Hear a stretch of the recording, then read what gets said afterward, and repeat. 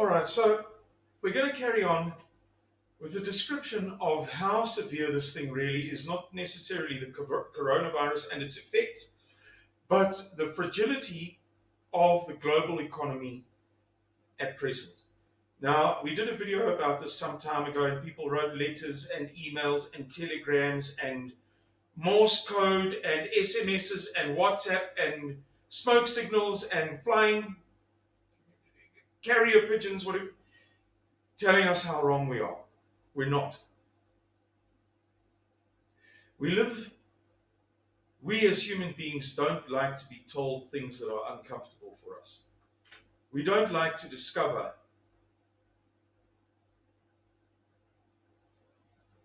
things that are very distressing.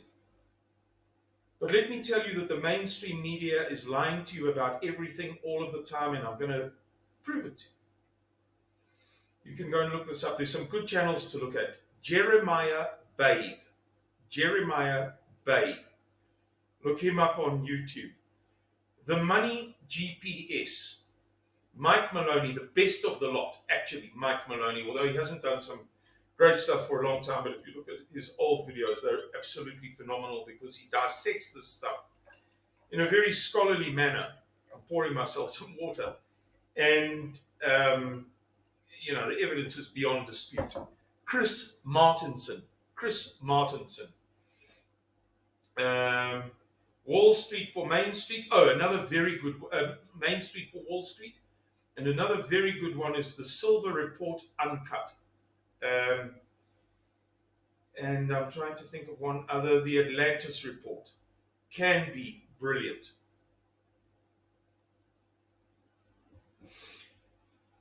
Would you believe me if I told you that 40% of the listed companies in the USA are not making a profit, are losing money? In other words, 40% of many of the biggest companies in the world, in this great, fantastic, wonderful, perfect, brilliant, beautiful USA economy, are losing money. 40% of the best companies in the world. This is a fact. You can go and look it up. Now, it's happening now.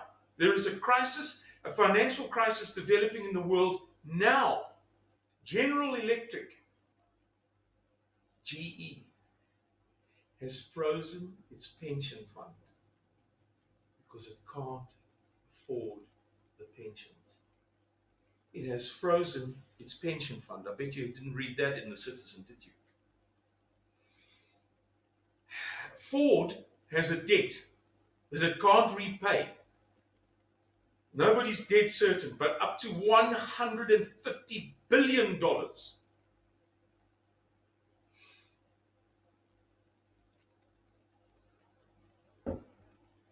The only reason why the US,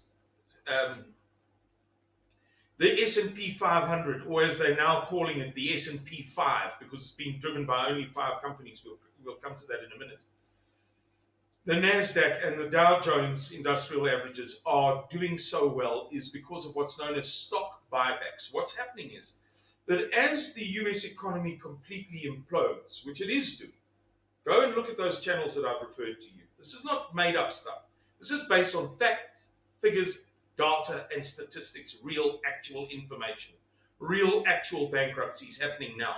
The only reason that those S&P 500, etc., are increasing so dramatically is because the Federal Reserve banks, there are 12 of them, represented by the Fed in New York, the Federal Reserve Bank of New York, which is neither federal nor a reserve in any way, shape, or form, or a bank, are injecting, they're printing money, now $4 trillion. That's their balance sheet. And they have to get rid of that money somehow, so they're offering it to the 15 primary dealers. There are 15 primary dealers to the Fed. They're giving those banks money for free, almost for free. Those banks now have to distribute that money. They have to get rid of it. So they're lending it to other banks at almost for free. And they're lending it to 5 companies only. I beg your pardon. Not only. 5 companies primarily. Apple, Microsoft, Google, Facebook, and Tesla. And those stock buybacks primarily, but not only by those 5 companies' directors and other companies, are boosting the prices, the values, the prices is probably a better word, of the stocks. And passive index funds are tracking the S&P and buying into it. So just as the billionaires of the world are getting out of the US stock markets, the passive index funds, the things that ordinary people and pension funds and so on are invested in, Joe Schmo, Jan Ropp, Fred Blogs, Tommy Atkins, the ordinary average man in the street is then investing in the stock markets. But I'm going to complicate things here and almost contradict myself. But if you take out commercial and retail investors, the stock markets are doing that. So it's actually, really, it comes back ultimately only to the stock buybacks. Yesterday, Japan's annual GDP figures came out, 6.3% down, 6.3% decline in the GDP, not in the growth, in the GDP, and an 11.1% reduction in household debt. China has a $40 trillion debt that it can never feasibly repay.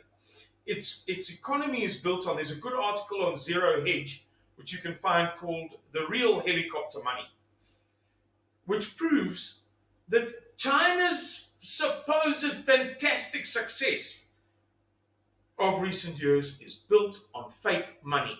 China did not achieve the things that we believed it achieved. It printed fake money, and we accepted it, or the world accepted it. In Germany right now, you can get a home loan for minus interest rate. In other words, you borrow R1 million for a house, and you pay back 990,000 rand. The banks are willing to lose money just to be able to continue to trade. Can you believe that? The same in Denmark. You can get a mortgage bond for a minus interest rate. There are minus interest rates being offered on yields, they're called, on bonds all over the world, or very close to zero, maybe slightly positive. Argentina has just issued a 100-year bond in desperation. The Portuguese 10-year bond, a bond, by the way, somebody wrote me an email telling me that stocks and bonds were the same. They're not the same thing. A stock is the equity, it's the shares in a company. A bond is an instrument that is issued by usually a sovereign country, but not only. In the US, it's called a US Treasury bond. We have South African Reserve Bank bonds. But bonds can also be issued by people like Eskom, as you've doubtless heard of. A bond is issued to raise money. And then over time, it may be a 2-year note or a 3 to 5 year bill. Those are the colloquial terms. Or a 10-year bond. But really, they are all bonds. Even up to 100 years, it's a bond. Those are issued to raise money. You buy a bond, and you get paid a yield every year, and then after 2 years, 3 years, 5 years, 10 years, once it has matured, as they call it, you then get your original capital investment, your original sum back. That's how they work. In Portugal, you can buy a 10-year bond for 0.4%. It doesn't make any sense. You can get more money putting your money in the bank. But this is symptomatic of the belief in the world amongst very serious, very wealthy people, not, if I may say so, fools like you and me, that there is something severely wrong in the global financial markets and that a massive crash is coming.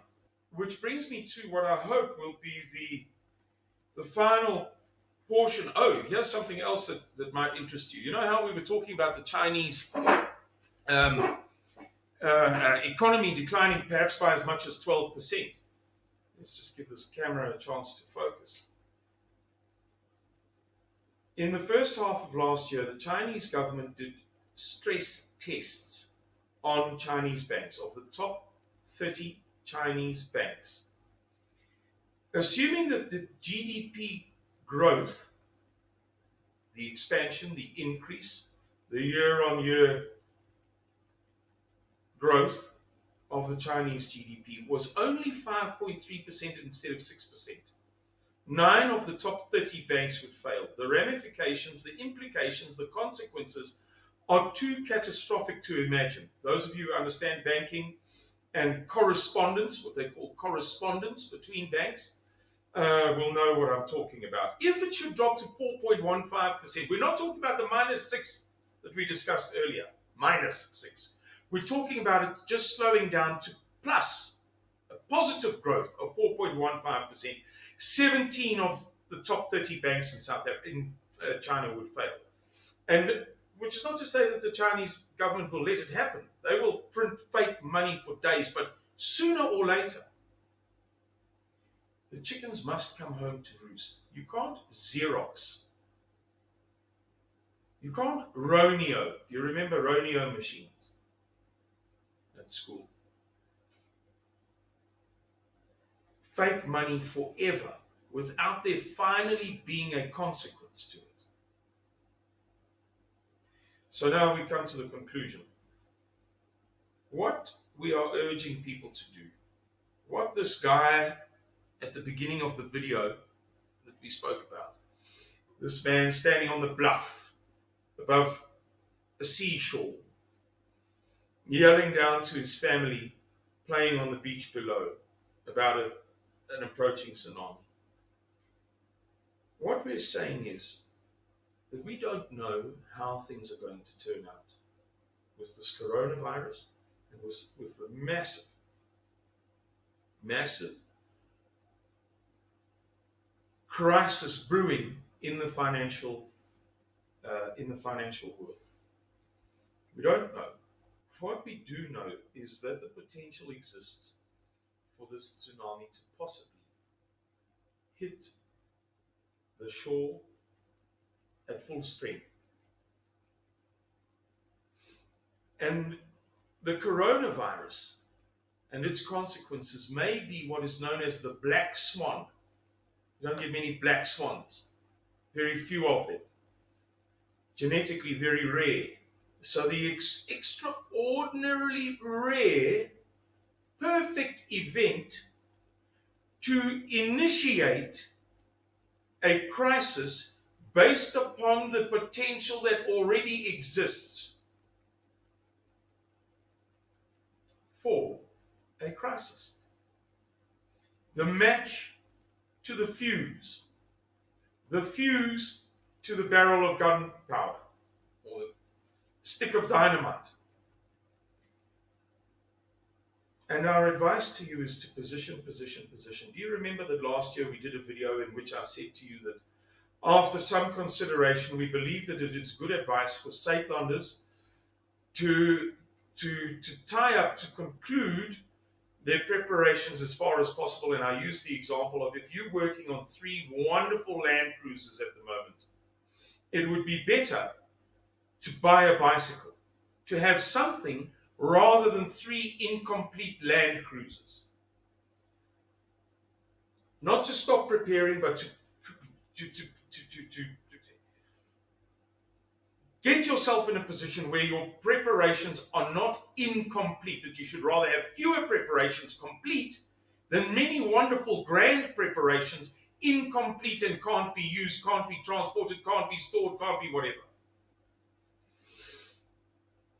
Now we are saying to you, position. Jy moet tog voorberei. 'n Mens moet tog voorberei. Aanhou met voorbereidings. We're not saying stop preparing, but we are saying that the central message now is to have your preparations finalized to the extent that they can be used and for you to think about positioning. We are saying park your car in reverse so that you can get out more easily. So te sprake. So te sprake.